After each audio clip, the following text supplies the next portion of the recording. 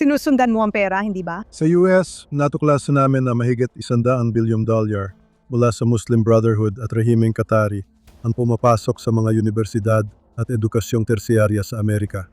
Sa loob ng mga dekada, pati na sa komunidad ng mga Hudyo ang Estado ng Israel. Sa tingin ko, tayong mga kanluraning demokrasya, hindi natin pinansin ang ikawalong prente. At ngayong linggo, gaya ng alam ninyong lahat, nasa CUFI ako sa Christians United for Israel Summit. Sila ang pinakakawili-wiling mga tagapagsalita at ang pinakakawili-wiling mga taong nakilala ko sa matagal-tagal na panahon. At isa sa mga taong iyon ay si Professor Charles Small, na siyang tagapagtatag at CEO ng ICSAP. Konektado siya sa Cambridge at Tel Aviv University ang Dance Center. Maligayang pagdating. Hey, isang karangalan para sa akin na narito. Masaya akong makita ka rito. Masaya ako makita ka. Palagi kitang napapanood at malinaw kang magsalita at napakatalino mo. Pero ang iyong particular na think tank ay talagang nakatutok. At yan ang gusto ko tungkol dito. Sinusundan mo ang pera, di ba? Sinusundan mo ang pera ng Jihadi Muslim Brotherhood. Pwede mo ba kaming bigyan ng idea? Alam na namin ginawa nila sa gitnang silangan. Mari mo ba talagang liwanagan kami tungkol sa nangyayari sa Estados Unidos? Tungkol sa kanilang palihim na pagpopondo? Kung nasaan ito, paano mo ito natuklasan? At ano ang epekto nito? Madalas kitang pinapanood at ikinararanal kong makasama ka rito.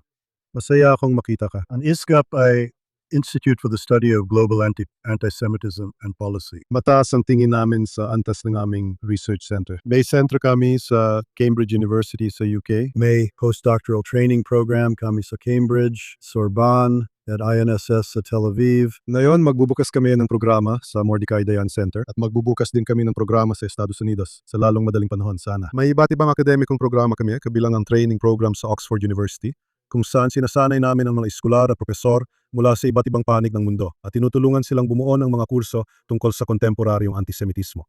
Mayroon din kaming iba't ibang pananaliksik na proyekto, isa na tinatawag na Jewish Consciousness. Nagbibigay kakayahan sa mga guro at estudyante na tukuyin ang sarili dahil naniniwala kaming mahalaga ang kakayahang ito bilang pagpapahayag ng kapangyarihan. Sinusubukan ng mga kaaway natin tukuyin ang ibig sabihin ng Hudyo, Sionismo at Israel. Kaya bumabalik tayo sa ating ugat ng karunungan. Binanggit mo rin ang proyektong Follow the Money. At nangyayari na yun mula pa noong 2012.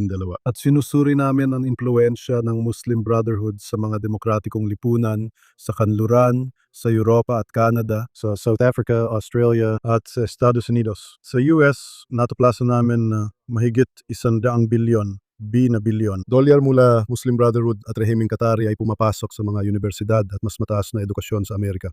At nangyayari ito sa loob ng mga dekada. At naniniwala ako na ito ang isa sa mga dahilan kung bakit makikita natin ang pagdami ng antisemitismo, ng galit sa mga Hudyo, ng anti-Israel na damdamin sa mga pinakamagagandang universidad sa Estados Unidos at sa kanluraning mundo. Kaya sa loob ng mga dekada, may pinupundohang indoktrinasyon sa akademya.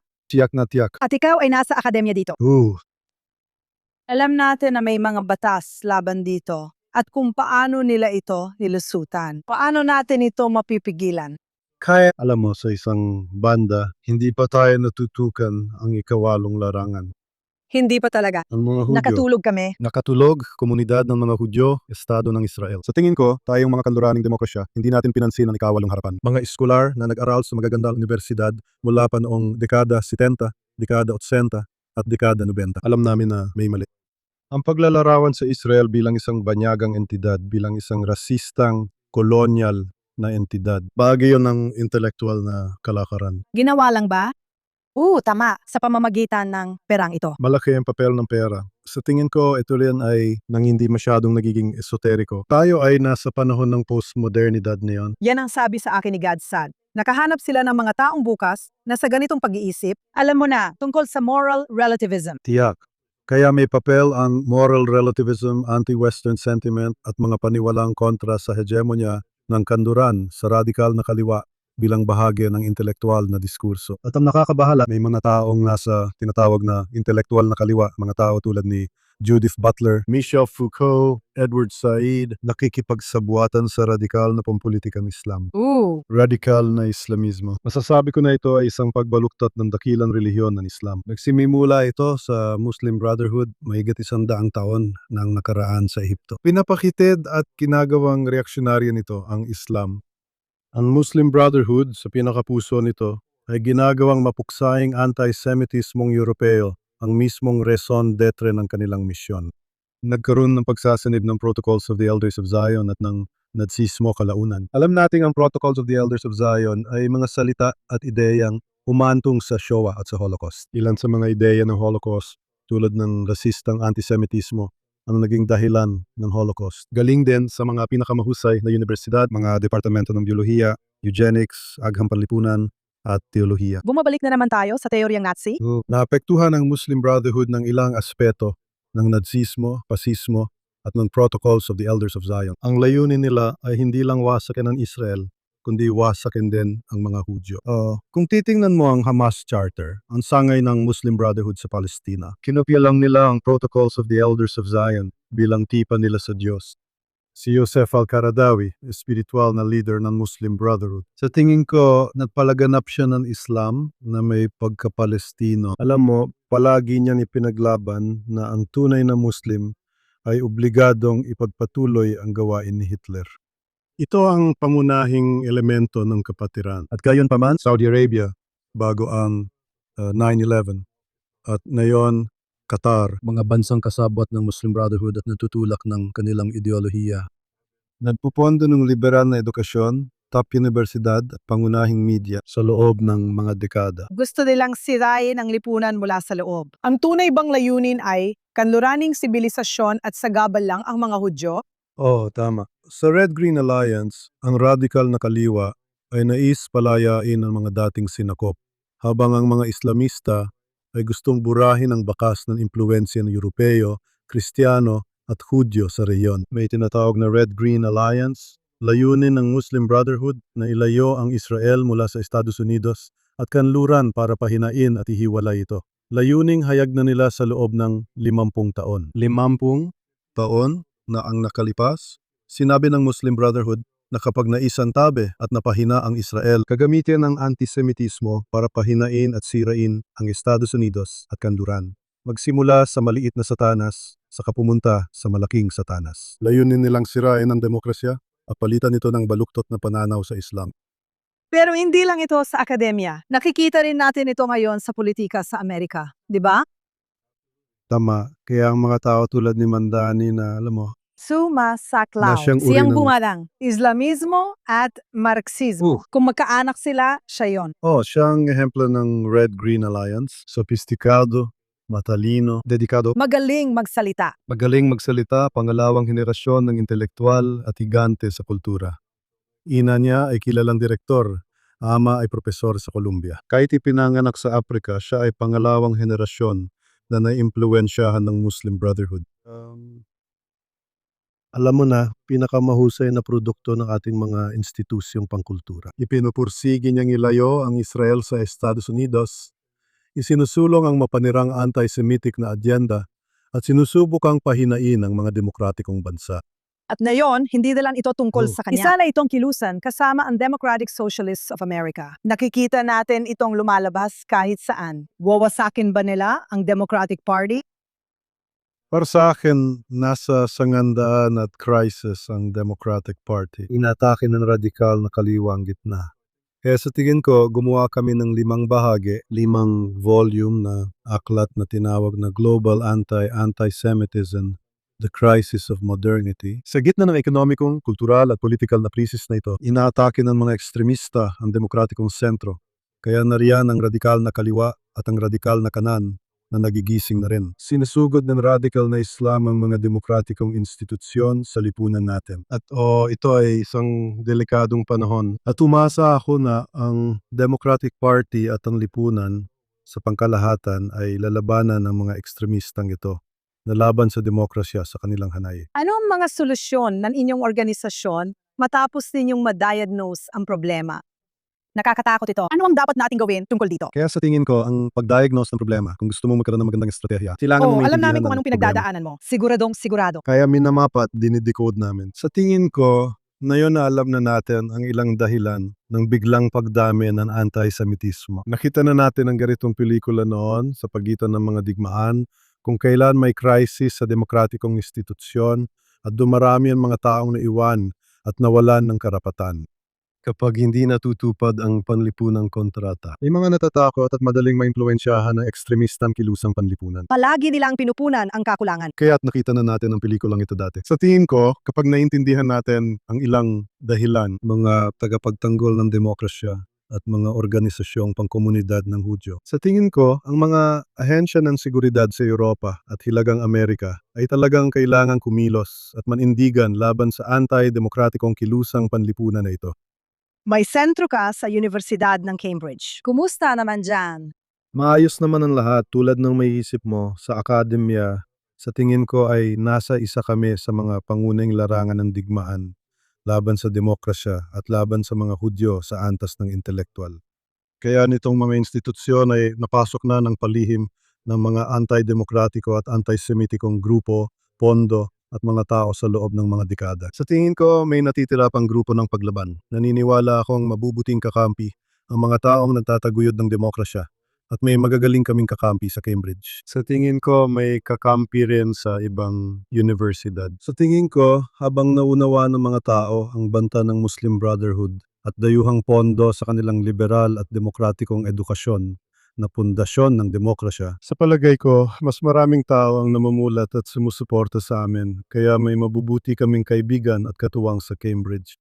Pero nilalabanan niyo ang mga pondo, hindi ba? Nilalabanan niyo ang isang napakaayos na sistema ng pagpupundo sa mga professoral na pwesto, pagbabayad para sa mga departamente. Paano mo hinaharap yon? Parang gasgas na, pero sa tingin ko, nilalabanan mo yan gamit ang katotohanan. Sa tingin ko, pag naintindihan ng tao ang totoo, kapag maintindihan ng tao ang Qatar, isang napakalit na bansa na may wala pang 350,000 mamamayan, nagbibigay sila ng pinakamaraming pera sa mga universidad sa Europa at Hilagang Amerika. Bakit kaya nila ito ginagawa? Sa tingin ko, dapat nating maintindihan at malaman ng mas maraming tao na may baya ang rehimen sa Qatar. Sa Islam, ang baya ay espiritual na panunumpas sa Muslim Brotherhood. Sinusunod ng rehimen ang lahat ng relihiyosong kautusan, pasya at fatwa ng Brotherhood. Nakabilang dito, hindi lang ang antisemitismo at panawagang wasakin ng Israel, kundi pati na rin ang panawagan na wasakin ng demokrasya. Sa palagay ko, noong Ikawalo ng Oktubre, nagulat ang mga tao na ang mga batang progresibong guro at estudyante sa ating mga pinakamahusay na universidad ay lumabas hindi lang para suportahan ang Hamas, kundi maging laban sa mga Hudyo o laban sa Israel. May mga kabataang nagpapakilalang progresibo, mga lalaki, babae, bakla, at progresibong sumusuporta sa anti-intellectual, anti-demokratiko, seksista, at homophobic na kilusan at isang kilusang mapaglipol ng lahi. Kaya sa tingin ko to, alam mo, ikabahahan Parang nila. direkta na lang ito. Parang natanggap na nila ang kanilang mga utos at nandoon na sila. Hindi pa malamig ang bangkay ng mga Israeli na pinaslang. Nandoon na sila. Naikwento ko na ito dati. 10 araw matapos ang ikapito ng Oktubre, pumunta ako sa teach-in sa School of Social Work ng Columbia University. Ang Columbia ay isa sa pinakamahusay na universidad sa mundo. Ang mga guro, propesor at doktoral na estudyante doon ay kabilang sa pinakamahusay na intelektual sa mundo. Mga dalubhasa sila sa literatura. Ito ay mga seryosong intelektual. At itong mga propesor at mga estudyanteng doktoral ay nagtatalo from the river to the sea. Ang lupa ay kailangang palayain mula sa okupasyon na kinakailangan ng karahasan by any means necessary. At kanilang pinapangatwiranan ito gamit ang pinakasophistikadong intelektual na diskurso. Siyempre, Mga propesor ng pag-aaral sa kasarian, kritisismong, pampanitikam, filosofya, naglalahad ng mga argumento. Ang mga propesor ng pag-aaral sa kasarian ay nagbibigay katwiran sa katotohanang tinatawag ko silang mga babaeng Hudyo na Israeli, na sila ay minasakir, pinahirapan, at hinalay. Tinawag ko silang Israeli na babaeng Hudyo. Ang mga intelektual na ito ay tinatawag silang mananakop at sinasabi ring kasama pati pagpapahirap, pati na ang panggagahasa. Pagpatay, pinapanghatwiranan ito hanggang matapos ang okupasyon ng mga propesor ng pag-aaral sa kasarian gamit ang sopistikadong intelektual na argumento. Sinabi rin nila na dapat labanan sa anumang paraan ang sinumang sumusuporta sa Zionistang nananakop na rehimeng apartheid. Nanawagan sila ng karahasan at pagpatay sa mga kasamahan nila. Mga estudyante, mga staff at profesor ng Columbia University, ito ang diskurso. Sila natuturo sa mga top university natin. Ngayon, nasa ikalawang henerasyon na ito. Ang mga mula sa magagandang universidad, ang mga propesor na yan, sila ang nasa pangunahing media. Sila, alam mo, mga mamamahayag sa mga nangungunang organisasyon ng media sa buong mundo. Ngayon, pumapasok na sila sa mga institusyong pampolitika at partido sa bansa. Kaya ito ay isang crisis. Isa itong krisis. May solusyon ba ito? May solusyon ito kung ang mga taong nagmamalasakit sa demokrasya ay kikilos. Palagi ko sinasabi na ako'y Hudyo dahil Hudyo ang aking ina. Alam mo, sobrang ipinagmamalaki kong maging bahagi ng kahangahangang pamana at karunungan na ito. Pero para maging mamamayan sa isang demokrasya, meron tayong pagpipilian. Bawat henerasyon ay dapat buhayin at ipagtanggol ang demokratikong lipunan at sana'y mapalawak pa ang kultura at kaisipan ng demokrasya. At tayo ay inaatake. At sa tingin ko, kung ang Estado ng Israel, kung ang komunidad ng mga Hudyo, kung kikilos at ipagtatanggol talaga ng kanduraning mga lider ang demokrasya, walang bagay na hindi natin kayang gawin. Sa tingin ko, kahit tingnan mo ang Israel sa 7 larangan ng Almadong Digmaan mula ikapito ng Oktubre, sobra sa inaasahan kong nagawa nila. 'Di ba? Talagang kahana-hana. Kung parehong Seychelles ang gagamitin, kreatibidad, fokus at enerhiya sa paglaban sa ikawalong prente, sigurado kung madali nating mapapanalo ito. Sa ngayon ako, palagi akong nababahala dahil hindi kailanman sineryoso ng pamahalaan ng Israel ang ikawalong harapan. Isa itong kayabangan. Hindi nila alam na hybrid warfare na ito. Parehong pisikal at naratibo. At hindi pa nga ako sigurado kung naroon na tayo pagdating sa totoong solusyon, estratehiya at hierarkiya at kung paano talaga ito dapat gawin. Pero kung titingnan mo ang sitwasyon sa UK, na nakikita ko bilang isang babala, nasa Cambridge ka. Sa tingin ko, ganon ding infiltrasyon yan. Sobrang grabe na sinabi na ng UA, hindi na namin bibigyan ng scholarship ang mga anak namin para mag-aral sa UK. Halimbawa, bukas makahanap tayo ng paraan para bawasan ang pondo. Abutin pa rin ng ilang taon bago mawala ang lason, hindi ba? Tama, mga ideya ang kalaban natin, isang ideolohiya ang ilalabanan natin. Sa tingin ko, may mga panandaliang estratehya. Pwede tayong lumaban at gumawa ng iba't ibang bagay sa media at social media. Iyan ang para sa ngayon. May ilan sa aming mga pananaliksik ang nakapagpapabago ng patakaran na marahil ay isang panggitnang panahong estratehiya. Sa tingin ko, sa huli, ang pakikibakang panghenerasyon na siyang pangunahing laban. Abutin ito ng hindi bababa sa isang henerasyon. At ito ay tungkol sa labanan ng mga ideya. Kung magsisimula lang tayo ngayon, hindi pa tayo nagsisimula, di ba? Sa tingin ko may ilan sa atin na nagsisimula na. Pero tayo at may naitatag na tayong panimulang tuntungan. Sa tingin ko, umuusad na tayo. Meron, alam mo, ang larangan ng pag-aaral tungkol sa antisemitismo nitong mga nakaraang taon ay lumalago. Mas marami na tayong mga kasamahan. Sa tingin ko, may mga tao na hindi talaga direktang tumututok sa antisemitismo. Pero nag-aalala sa mga antidemokratikong puwersa sa akademya at media mula silid-aralan, kampamento hanggang kalsada. Batid ng mga puwersang pansiguridad sa Europa at hilagang Amerika ang hamon. Minsan naiisip ko na ang tanging solusyon talaga ay kapag ang Muslim Brotherhood ay nagpakita na ng tunay na kulay na nangyayari na nga, di ba? Kaya ang alakdan ay mananatiling alakdan. Kahit tumatawid sila sa ilog gamit ang pagong. Alam mo, kakagatin pa rin nila ang pagong at pareho silang lulubog. Tama. Kung masagtiis lang sila. Wala sana sa atin ang nakaalam. Mari sana talaga nilang maagaw ang kontrol, pero lumalabas na ang totoong mukha nito. Oo. Ibig ko sabihin, nakikita natin na yon sa UK ang reaksyon, kasama ang mga personalidad tulad din na Tommy Robinson at Nigel Farage, ang partidong kontra imigrasyon. Isang alon sa Europa ng pagtatangkang baguhin ang mga pulisya sa imigrasyon. Dahil nagdadala sila ng mga na-radicalize o mas malala pa, nara-radicalize sila sa Europa. Dahil may ilang kabataang lalaki na pumupunta lang para magsimula ng bagong buhay at nara-radicalize sila sa Europa. Sa palagay mo ba, dapat na lang silang hayaang maging alakdan kung yun talaga sila? Ayon sa kasabihang Chino, hindi mo magigising ang nagpapanggap na natutulog na aso. Sa tingin ko, marami sa atin ang sumusubok o nagkukunwaring natutulog. Sa tingin ko, kung magigising tayo at haharapin ang hamon, sigurado akong magtatagumpay tayo. Malakas ang kapatiran dahil nakakakilos sila ng hindi napapanagot. Walang kapalit o parusa sa ginagawa nila. At sa tingin ko, alam mo, ay sinusuko ng mga tao ang demokratikong pagkamamamayan ng susunod na henerasyon. At kailangan nating manindigan. Tumatanggap ng pera ang mga universidad. Sa Cornell University, nakita naming may $10 billion at tiyak may mas marami pa. Higit pa. Georgetown, $1 billion? Texas A&M, isatuldok $3 billion. Tuloy-tuloy ang listahan. Alam mo, umabot pa ng $100 bilyong dolyar. Kumukuha sila ng pera mula sa mga entidad na gusto nilang sirain ang demokrasya. Mula sa mga entidad na gusto nilang sirain ang mismong diwa ng educasyong liberal. May Mula sa kalayaan na bagay. magsalita, pero ganito pa rin sila magsalita. May mga grupong gustong kontrolin ang edukasyon at hindi hinahayaan ng mga babae mag-aral. Nakakagulat talaga, kaya dapat punayan ang ating mga institusyon dahil hindi nila pinoprotektahan ang kinabukasan natin. Ano ang dahilan kung bakit hindi ka makatulong? At ano ang nagbibigay sa'yo ng dahilan para maging positibo? Ang gandang tanong yan. Sa tingin ko, kung ano ang nagbibigay sa atin, kung ano ang nagbibigay sa akin ng dahilan para maging positibo. Nagtatrabaho ako kasama ang mga kahanga-hanggang tao, kamangga-manggang mga tao, kaya biyaya yan. Sa tingin ko, ang kwento, ang pamana, ang mga aral ng karunungang Hudyo.